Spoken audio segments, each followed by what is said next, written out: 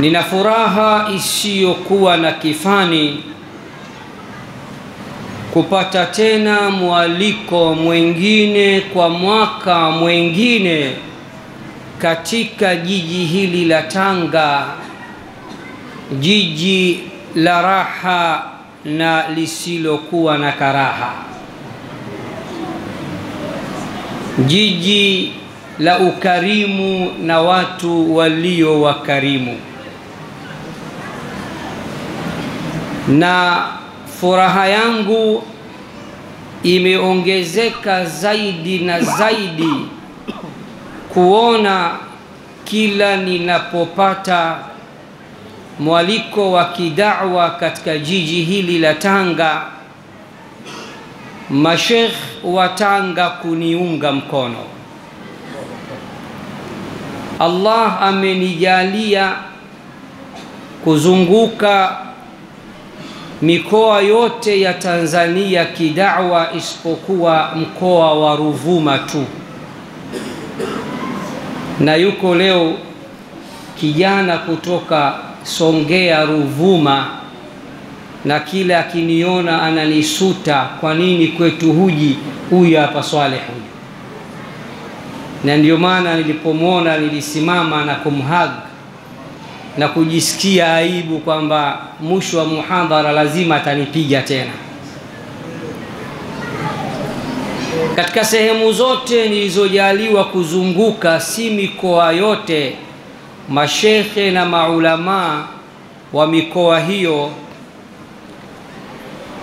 kujitokeza kuketi kama wanafunzi, ile hali wao ni walimu wetu, kunisikiliza mimi ambaye ni mdogo kwao kwa kila kitu. Mkoa wa Tanga ni miongoni mwa mikoa ambayo kila nikija mashekhe zake wanaacha shughuli zao na kujishusha na kuwa na tawadhu ya hali ya juu kuniunga mkono mimi, mwanafunzi wao na kijana wao.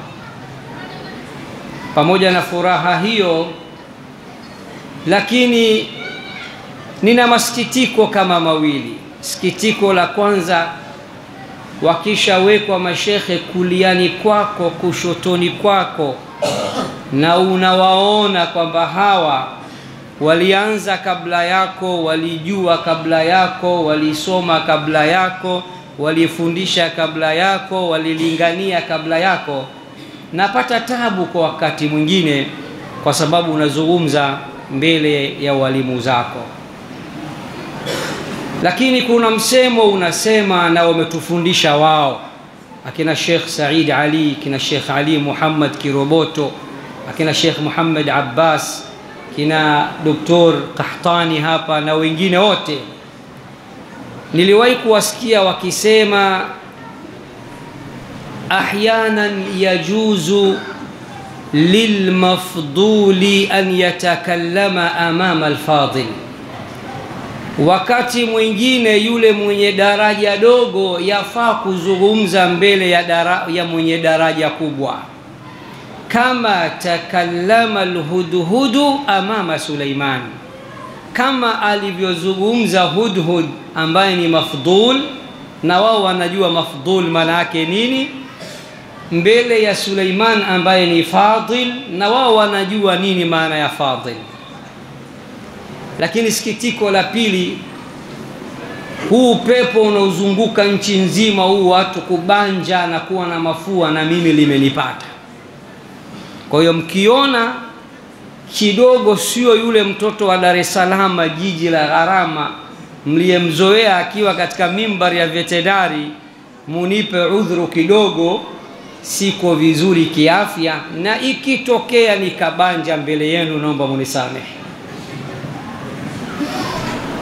Mada yangu inasema madhara ya chumo la haramu. Madharatu kasbil haram, madhara ya chumo la haram. nahnu fi zamanin asbaha alhalalu fihi harama. Ndugu zangu, sisi tumo ndani ya zama za mwisho, tumo ndani ya zama zilizo ngumu mno, tumo katika zama ambazo taakasatil umuru fiha, mambo yamekuwa ni vice versa. Tupo katika zama ambazo halali leo inaonekanika ndio haramu, wa asbaha alhalalu fihi harama wa asbaha alharamu fihi halala. Lakini pia halali inaonekana ndio halali, haramu ndio inaonekana kuwa ni halali, na halali inaonekana kuwa ni haramu. Nahnu fi zamanin asbaha alma'rufu fihi munkara. Sisi tumo katika zama ambazo mema ndio sasa yanaonekanika kuwa ndio maovu. Walmunkaru ma'rufa, na bahati mbaya maovu sasa yamepambiwa na kupewa majina mazuri. Maovu yanaonekanika ndio mema. Nahnu fi zamanin kathura fihi kasbul haram. Sisi tumo katika zama ambazo chumo la haramu, ndugu zangu, limeenea sana. Tupo katika zama ambazo mwanadamu wa zama hizi na hata wengi katika Waislamu wa zama hizi hatuangalii tunachokipata sisi, ili mradi tupate mkono uende kinywani, bila ya kuangalia tunachokipata ni cha halali au cha haramu. Katika Sahihul Bukhari, hadithi nambari 2083, sikilizeni mtume wetu, mwalimu wetu, kiongozi wetu na kipenzi chetu, Mtume Muhammad sallallahu alayhi wasallam, namna alivyotupigia picha ya hali halisi ya zama za mwisho, zama zetu hizi tulizonazo mimi na wewe. Bwana Mtume sallallahu alayhi wasallam anasema, la ya'tiyanna zamanun ala nnas, zitawafikia watu zama, watu kuna zama zitawafikia, la yubali almar'u bima akhadha min almali amin alhalali au min alharam. Zitawajia watu zama, zitawafikia watu zama, mtu hatojali tena anachokipata, anachokichuma katika mali ni kimetokana na halali au kimetokana na haramu. Watu hawatoangalia hayo, watu wataangalia ni matumbo yao, na wataangalia ili mradi wapate kula. Walidhalik, mmoja katika maulama alipoulizwa mal farqu alladhi bainana wa baina salafina salih, hivi kuna tofauti gani, tofauti ulioje baina yetu sisi na baina ya wema waliopita, as-sahaba wat-tabi'un wa tabi'u at-tabi'in?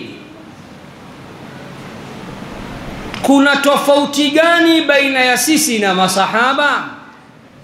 Mwanawachuoni mmoja wa Kihadharmi wa Kiyemen anaulizwa, shekhe, tupe picha halisi tofauti baina ya sisi na masahaba wa Bwana Mtume Muhammad sallallahu alayhi wasallam, tupe picha baina ya sisi na wema waliopita.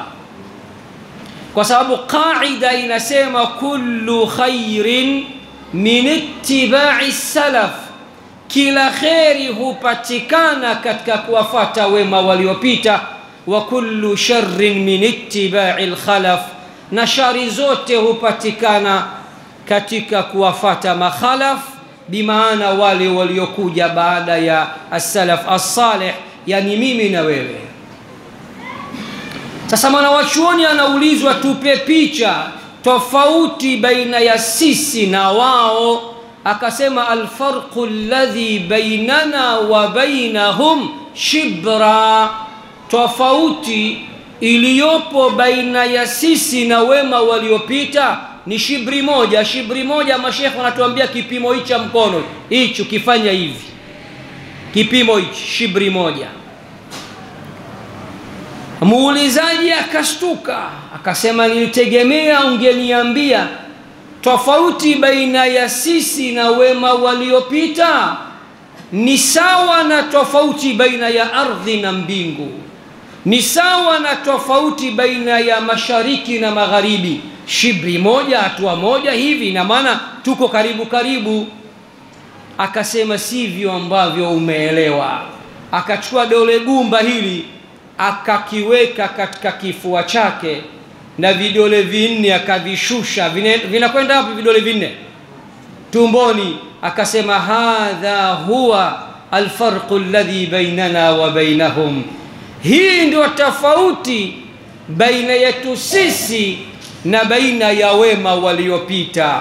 Hum kanu ya'maluna lihuna, wao daiman wa abadan walikuwa wakijenga humu. Humu wapi? Moyo, nyoyo.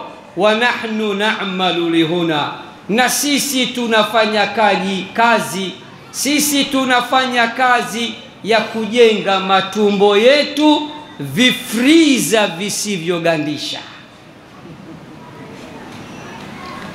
Ndio leo mashekhe zangu, Sheikh Said tulikuwa naye hafidhahullah, lakini Sheikh Ali na Sheikh Muhammad hamkuwa na mimi.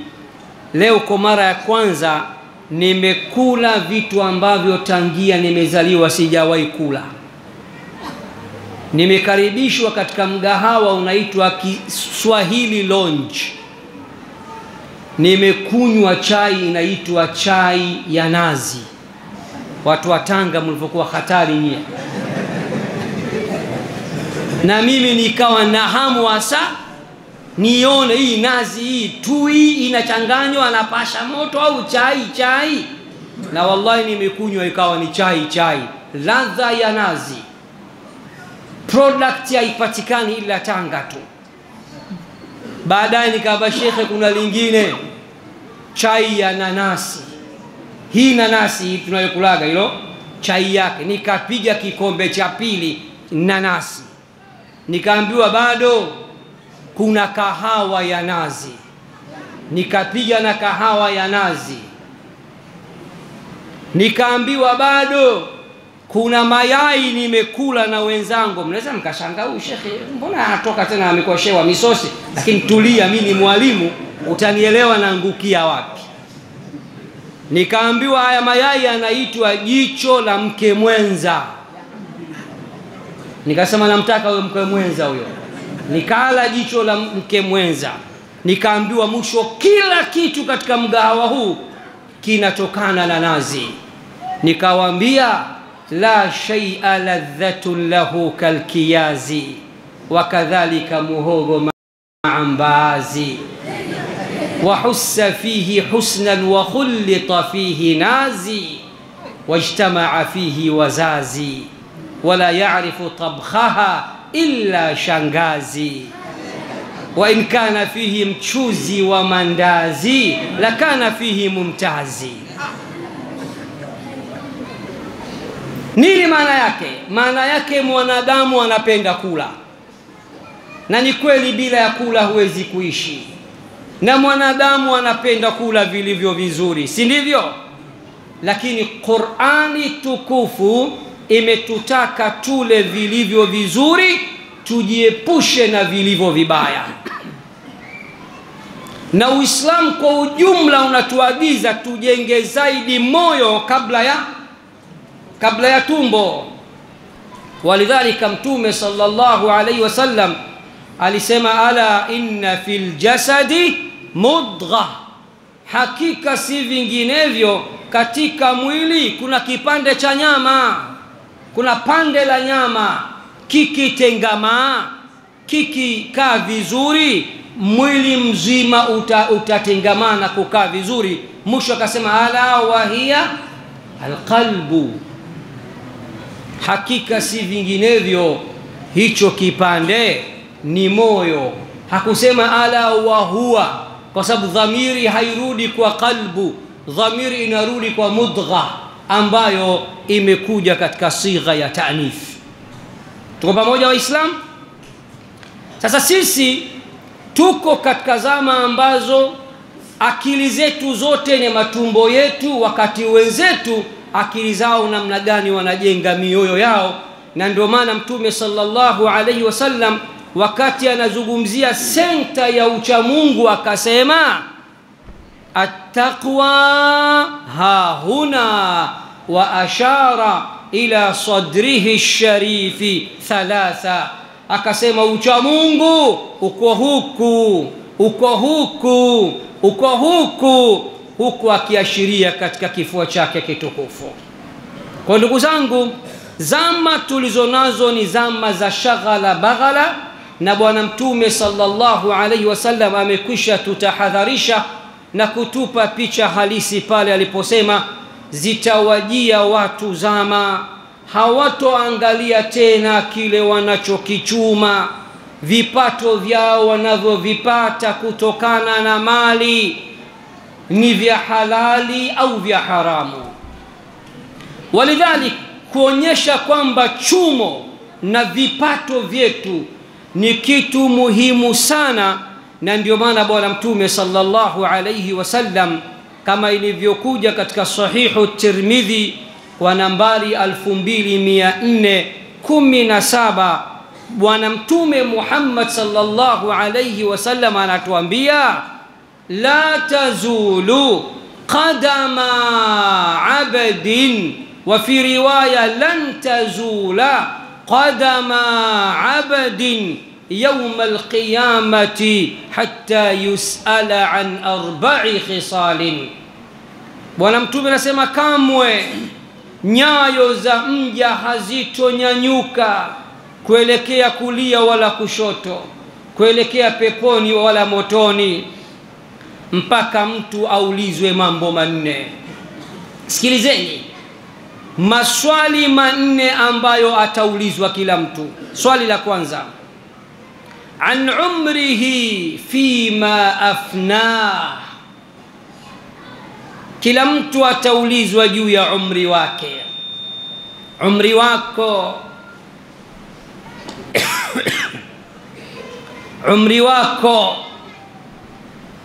umri wako ulimaliziaje? Uliutumia katika nini? Ikiwa ni umri wako wote, wewe ni wazee wa watani wa jadi Simba na Yanga, miaka 30 40 maishani mwako unashangilia mpira tu, na timu yako ikifungwa roho inakuuma, roho yako haijawahi kukuuma kwa ajili ya dini, ukae ukifahamu Allah lazima atakuuliza umri wako uliumaliziaje. Jambo la pili, wa an shababihi fima ablah. Ujana wako uliuchakaza vipi? Uliumalizia vipi? Uliutumiaje umri wako? Jambo la tatu, wa an malihi min aina iktasabahu wa fima anfaqa. Na mali yako, kipato chako, fedha zako, chumo lako utaulizwa siku ya Kiyama. ulilipataje na ulilitumiaje, kuonyesha ya kuwa masala mazima ya chumo ni masala mazito sana na ni muhimu sana. Na ndio maana Bwana Mtume sallallahu alayhi wasallam akajalia katika maswali manne muhimu ambayo kila mtu lazima aulizwe siku ya kiyama, akasema na mali yako, kipato chako, uchumi wako, chumo lako umelipataje pataje na umelitumiaje, umelitoa katika njia gani? Jambo la mwisho Bwana Mtume akasema wa an ilmihi madha amila bihi, na ilmu yako lazima ulizwe juu ya ilmu yako, ujuzi wako, maarifa yako, fani yako aliyokujalia Mola wako, umeutumiaje, umeufanyia kazi gani? Baada ya mukaddima huu wa Islam, ni kupeni madhara machache yanayotokana na chumo la haramu.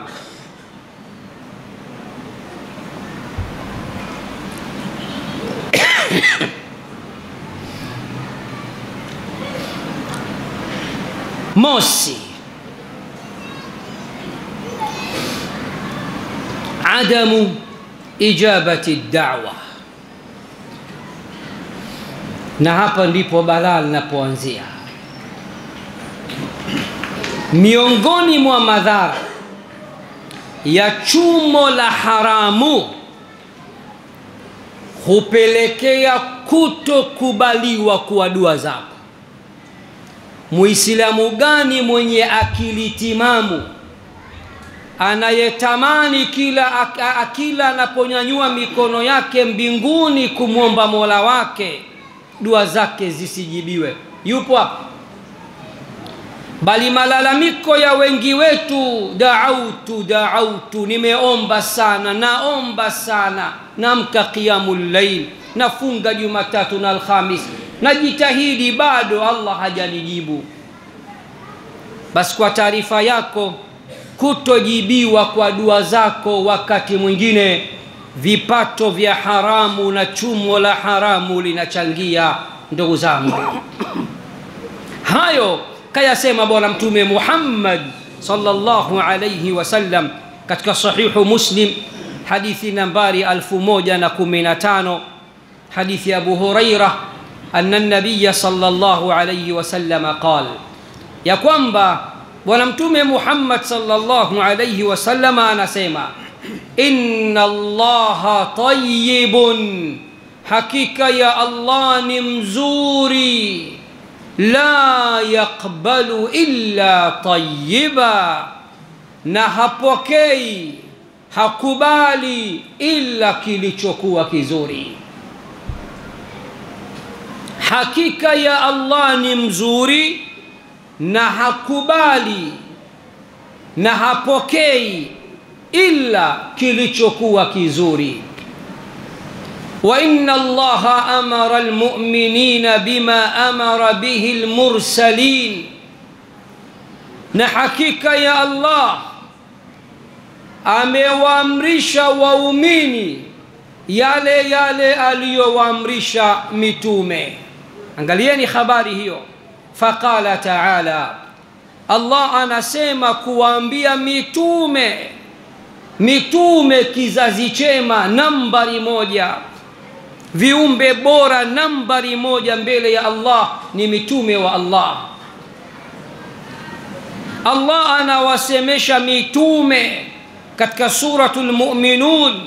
Allah anawaambia mitume, ya ayyuha rusul kulu minat tayyibati wa'malu saliha, enyi mitume kuleni katika vile vilivyo vizuri, vile vilivyo halali, na tendeni yaliyo mazuri. Allah anawaambia mitume wake, anawaelekeza na kuwanasihi wahakikishe kila wanapochuma, wanapotaka kula, wale kutokana na vile vilivyo vizuri na sio vilivyo vibaya, vilivyo vya haramu, na siku zote watende matendo yaliyo mema.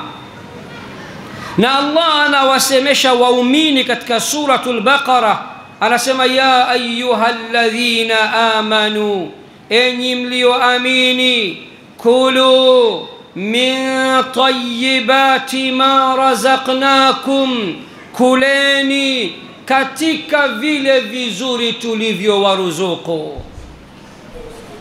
Uislamu haujakwambia usile na haujakwambia usile vilivyo vizuri.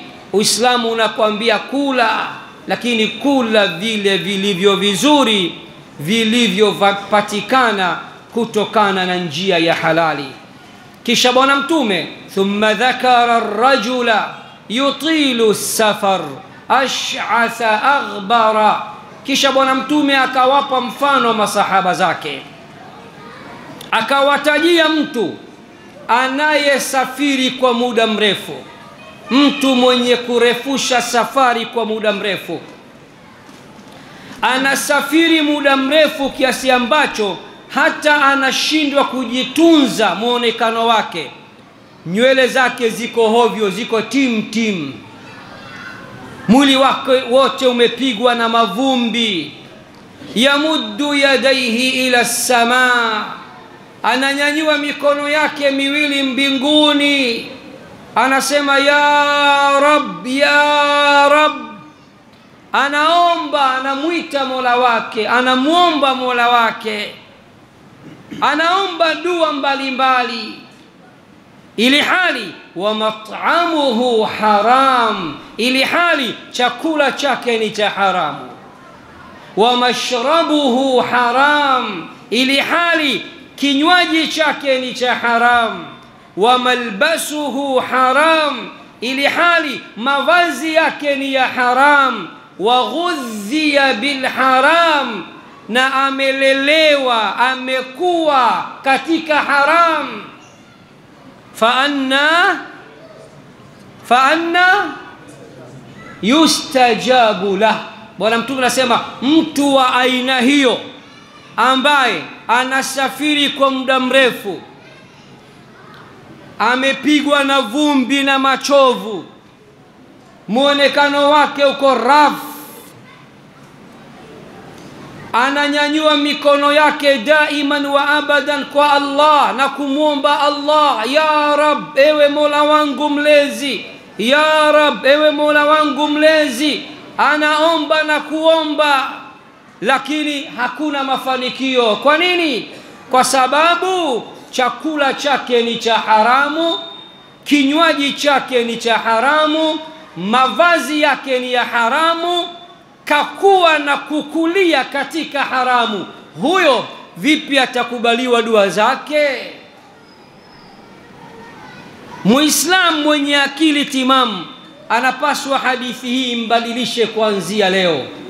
Kama wataka maombi yako mara kwa mara, ukinyanyua tu ya Rabb, Allah akustahi, akuonee haya mja wangu ukaniita, mambo yako yawe tit for tat, hakikisha chumo lako ni la halali na kipato chako ni cha halali. Wanawake wema waliopita, mwanamke anapomsindikiza mume wake mlangoni, anampa wasia, anamwambia ittaqillaha fina ya zawji, e mume wangu mche Allah kuhusiana na sisi, usituletee kipato cha haram, bora uende urudi bila sifuri bin zero. Tuko tayari kuvumilia njaa ya dunia, lakini sio adhabu ya akhera. Wema waliopita, wanawake wenye kujitambua. Haya, njoo sasa kwa wanawake wa zama hizi, Wazaramu wenzangu watemeke, anakusindikiza kutoka chumbani mpaka mlangoni, anakupiga na mistari tu, Babu, leo hakuna kurudi bila. Wewe mwanaume, pambana, piga, ua, garagaza, kopa, nyang'anya, iba, kaba, leo lazima urudi na hela hapa. Si ndio tunavyoambiwaga baadhi yetu jamani? Lakini wanawake waliopita wasema bora urudi bila, tutakunywa maji, usiniletee kitu cha haramu. Haram inatutesa sana ndugu zangu. Wengi hatujui mchawi ni nani katika maisha yetu. Maisha yanazidi kuwa dhuful hal, mambo yanazidi kuharibika. Vijana wa Dar es Salaam, jiji la gharama, wanasema moja haikai, mbili haikai. Unatafuta mchawi, we mwenyewe mchawi. Kipato chako ni cha haram, kila siku unachakachua, khiana kwenda mbele, ghushi kwenda mbele, uwizi kwenda mbele. Ili hali unajua dunia daru mamar wal akhiratu daru maqar. Dunia ni nyumba ya mapito na akhira ni nyumba ya kudumu. Hili ni dhara la kwanza katika madhara ya chumo la haramu. Hili ni dhara la kwanza, kutopokelewa kwa dua zetu. Dhara nambari 2, alkasbu alharam yamna'u qabul al'amal. Chumo lililo la haramu ndugu zangu halizuii dua tu lisipokelewe, bali hata matendo mema wakati mwingine huzuia Allah asipokee. Abdullah ibn Abbas katika as-salaf as-salih, habru hadhihi al-umma wa turjumanu al-Quran, anafahamika Abdullah ibn Abbas ni nani katika ulingo wa kiilmu. Imethibiti kwake alikuwa akisema la yaqbalu Allahu salata mri'in fi jawfihi haram. Allah hapokei swala ya mtu ambaye katika tumbo lake kuna chakula cha haramu. Katika wema waliopita, Wahbu ibn al-Wardi ana maneno mazito alikuwa akiwaambia wanafunzi wake. Alikuwa anapenda kusema lau qumta maqama hadhihi as-sariyah lam yanfa'ka shay'un hatta tanzura ma yadkhulu batnaka ahalalun am haram. Anawaambia wanafunzi wake, hata unyooke kama nguzo hili la msikiti, usimame kisawasawa kama nguzo ya msikiti, hilo halitokunufaisha chochote mpaka utazame kinachoingia katika tumbo lako ni kutokana na halali au kutokana na haramu. Al-Imam al-Ghazali maarufu, moja ya vitabu vyake maarufu Ihya'u Ulumiddin, alikuwa anatamka maneno mazito. Waislamu wote tuyahifadhi haya maneno.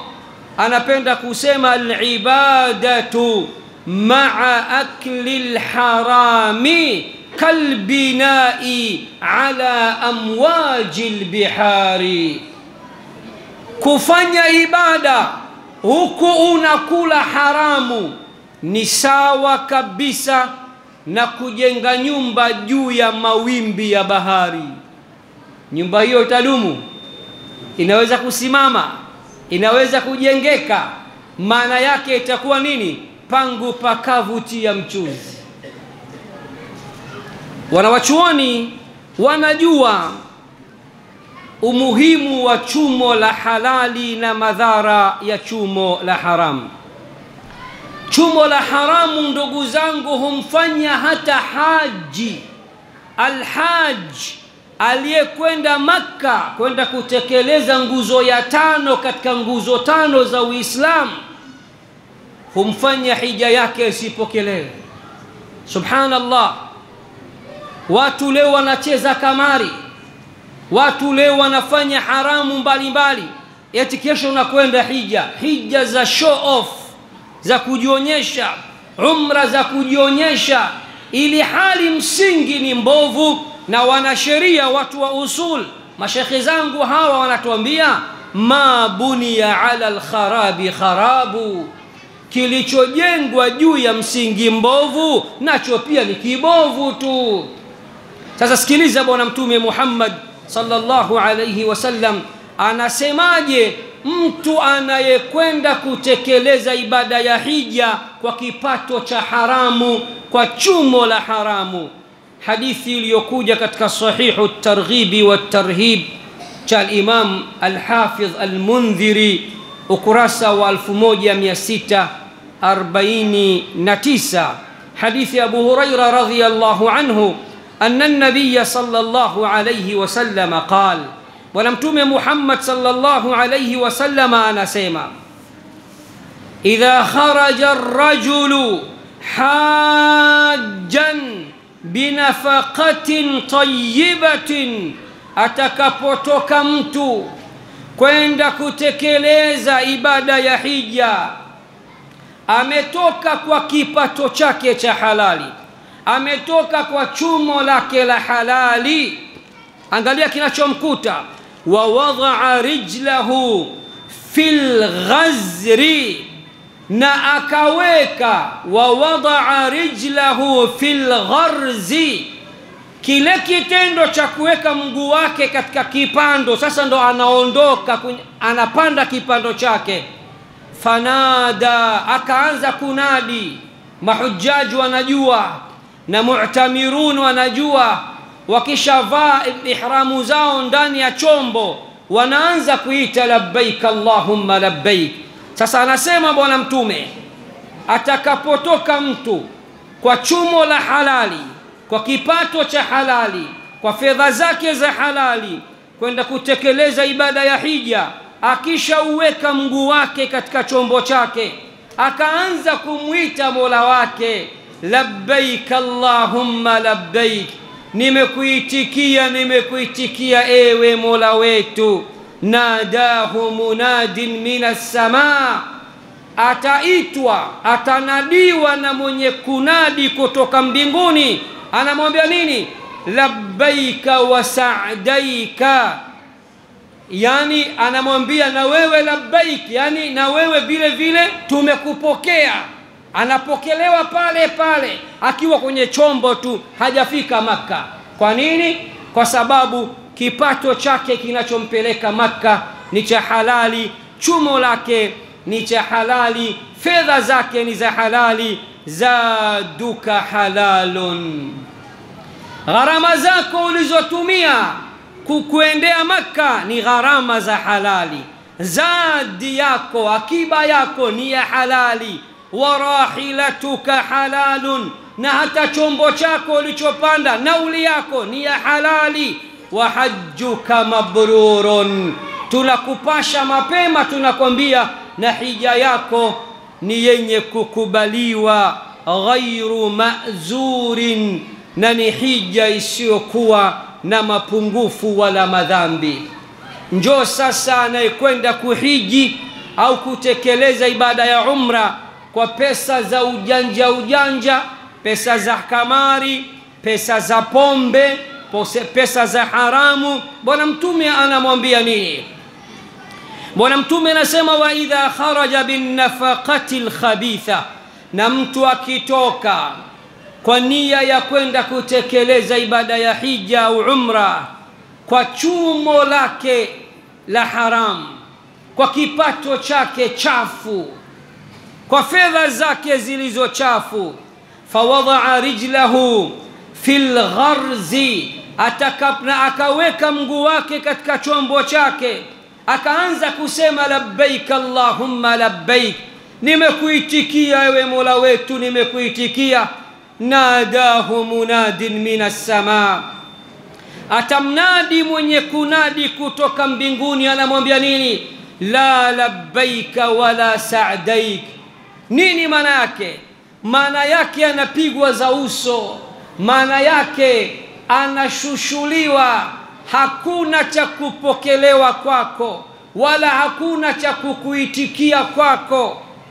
Nini tatizo? Zaduka haramun, pesa zako ni za haramu, akiba yako ni ya haramu, gharama zako ulizotumia kujia huku Makka ni za haramu, wa nafaqatuka haram, na hata kile ulichokitoa nafaka yako, masrufu yako, matumizi yako ni ya haram.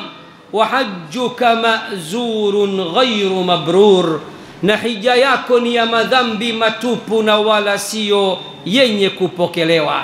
Angalieni ndugu zangu madhara ya vipato vya haram na chumo la haram.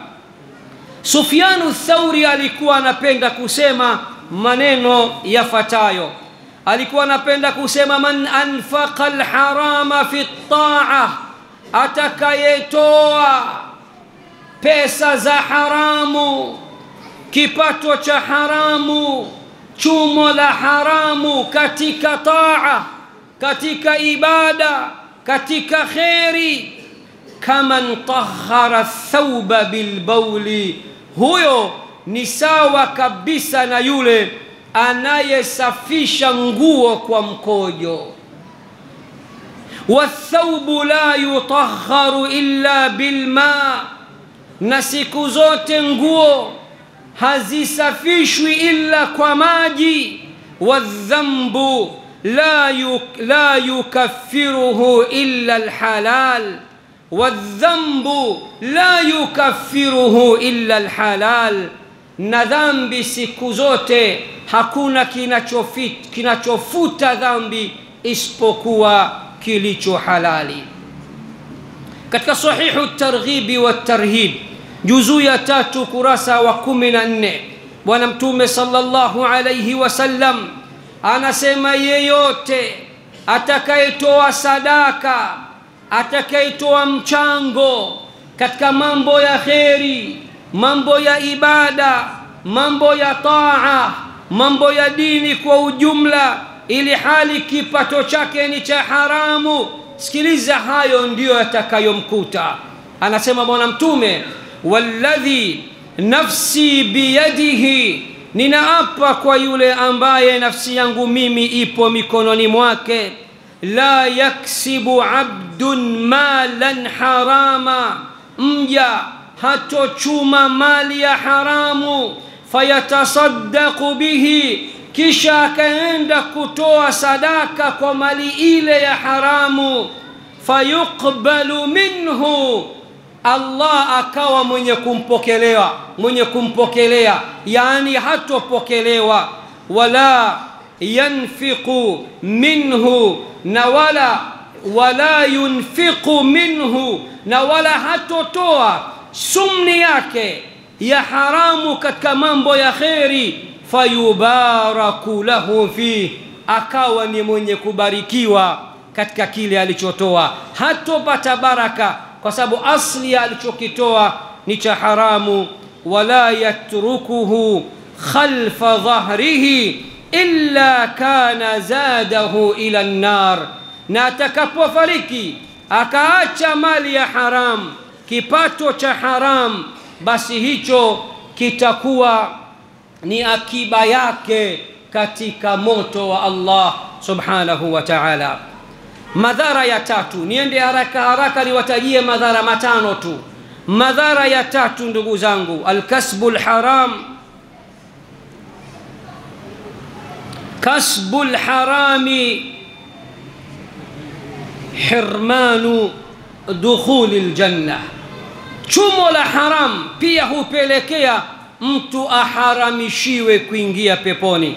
Katika musnad ya al-Imamu Ahmad juzu ya 3 ukurasa wa 399, anna an-nabiy sallallahu alayhi wasallam qala, wa mtume Muhammad sallallahu alayhi wasallam anasema, la yadkhulul jannata jasadun ghudhiya bil haram, hautoingia peponi mwili uliokulia, uliolelewa, uliolishwa, uliokuzwa kwa haramu.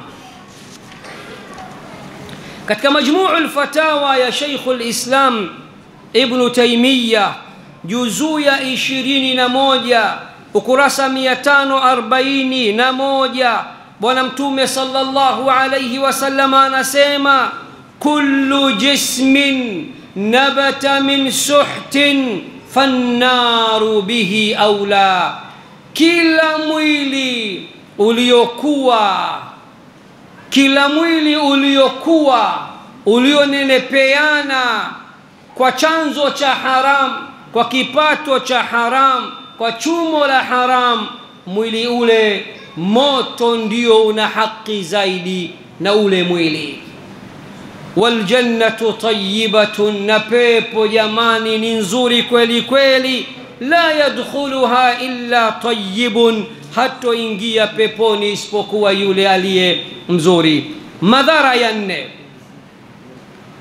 Madhara ya nne ya chumo la haram, ittiba'un li khutuwati shaitan. Kula au kuchuma chumo la haram, kupata kipato cha haram, ni miongoni mwa sababu za kufuata nyayo za shaitan. Allah anasema katika sura ya pili Al-Baqara aya nambari 168, ya ayuhan nasu, enyi watu, kulu mimma fil ardi halalan tayyiba, kuleni vile vilivyomo katika ardhi vilivyo vya halali na vilivyo vizuri. Wala tattabi'u khutuwati shaitan, wala msifate nyayo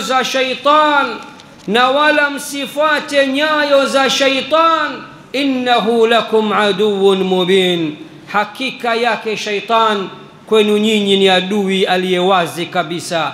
Mwisho, chumo la haramu miongoni mwa madhara yake hupelekea kupata ghadhabu ya Rahman.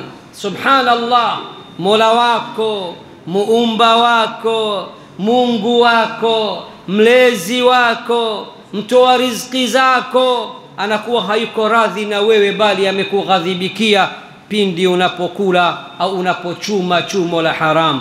Katika suratu Taha aya nambari 81 Allah aliwaambia wana wa Israil, kulu min tayyibati ma razaqnakum, kuleni katika vile vizuri tulivyowaruzuku, wala tatghaw fihi, na wala msivuke mpaka kwa hiyo, msichupe mpaka kwa hilo, fayahilla alaykum ghadhabi, mkawa ni wenye kustahiki kupata ghadhabu zangu. Waman yahlil alayhi ghadhabi faqad hawa, na yule ambaye itamshukia atastahiki kupata ghadhabu zangu, hakika na bila ya shaka amekwisha angamia. Ndugu zangu, niishie hapo na nihitimishe niseme Qur'an imetusisitiza tuchume, lakini chumo la halali na sio chumo la haram.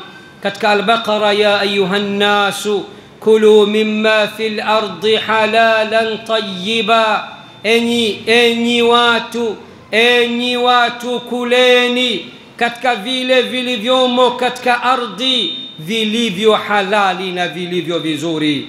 Katika Al-Anfal Allah anasema fakulu mimma ghanimtum halalan tayyiba, kuleni katika vile mlivyoteka mateka, kuleni katika vile mlivyoteka vitani vilivyo halali na vilivyo vizuri. Wattaqullah, namcheni Allah, inna Allaha ghafurur rahim, hakika ya Allah ni mwingi wa kusameh na mwingi wa kuraham. Na nahitimisha na aya nambari 114 katika suratu An-Nahl. Allah anasema fakulu mimma razaqakumullahu halalan tayyiba, kuleni katika vile alivyowaruzuku Allah vilivyo vya halali na vilivyo vizuri. Washkuru ni'matallah, na shukuruni neema mbalimbali za Allah zilizo juu yenu.